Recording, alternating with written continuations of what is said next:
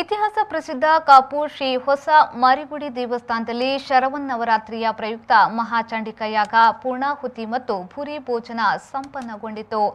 ಹೊಸ ಮಾರಿಗುಡಿಯ ಪ್ರಧಾನ ತಂತ್ರಿಗಳಾದ ರಾಘವೇಂದ್ರ ತಂತ್ರಿ ಕೊರಂಗ್ರಪಾಡಿ ಇವರ ಮಾರ್ಗದರ್ಶನದಲ್ಲಿ ಪ್ರಧಾನ ಅರ್ಚಕ ಶ್ರೀನಿವಾಸ ತಂತ್ರಿಯವರ ನೇತೃತ್ವದಲ್ಲಿ ಮಹಾಚಂಡಿಕ ಯಾಗದ ಧಾರ್ಮಿಕ ವಿಧಿವಿಧಾನಗಳು ಜರುಗಿದವು.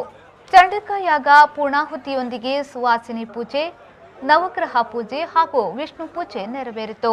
ಈ ಸಂದರ್ಭ ಕಾಪು ಶಾಸಕ ಲಾಲಾಜಿ ಮೆಂಡನ್, ಮಾಜಿ ಶಾಸಕ ವಿನಯ್ ಕುಮಾರ್ ಸೊರಕೆ, ಹೊಸ ಮಾರಿಗುಡಿ ದೇವಸ್ಥಾನದ ವ್ಯವಸ್ಥಾಪನಾ ಸಮಿತಿ ಅಧ್ಯಕ್ಷ ರಮೇಶ್ ಹೆಗಡೆ, ಕಾರ್ಯನಿರ್ವಹಣಾಧಿಕಾರಿ ಪ್ರಶಾಂತ್ ಕುಮಾರ್ ಶೆಟ್ಟಿ, ಅಭಿವೃದ್ಧಿ ಸಮಿತಿಯ ಗೌರವಾಧ್ಯಕ್ಷ ಪ್ರಕಾಶ್ ಶೆಟ್ಟಿ ಬಂಜಾರ, ಅಧ್ಯಕ್ಷ ಕೆ ವಾಸುದೇವ ಶೆಟ್ಟಿ, ಕಾರ್ಯಾಧ್ಯಕ್ಷ ಸುರೇಶ್ ಪಿ ಶೆಟ್ಟಿ ಗುರ್ಮೆ, ಯೋಗೀಶ್ ಶೆಟ್ಟಿ, ಮನೋಹರ್ ಶೆಟ್ಟಿ ಮತ್ತಿತರರು ಉಪಸ್ಥಿತರಿದ್ದರು. ಸುರೇಶ್ ಶರ್ಮಾ, ವಿ4 ನ್ಯೂಸ್, ಪಡುಬಿದ್ರೆ.